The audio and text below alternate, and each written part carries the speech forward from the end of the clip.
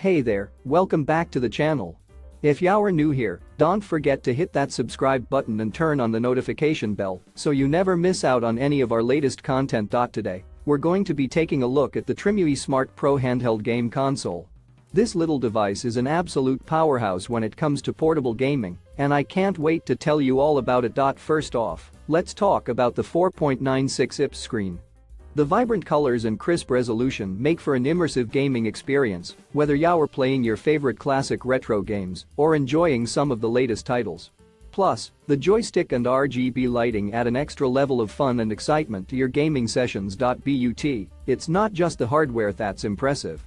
The Trimui Smartpro runs on a Linux system, giving you access to a wide range of gaming options and customization features. Whether you're a casual gamer or a hardcore enthusiast, this handheld console has something for everyone. And let's not forget about the fact that it makes for a perfect gift for any gamer in your life. With its sleek design and powerful performance, it's sure to put a smile on anyone's face. So if you're in the market for a new handheld game console, I highly recommend checking out the Trimui Smartpro. You can find the link to purchase it in the description below, and trust me, you won't regret it. Thanks for watching, and I'll see you in the next video.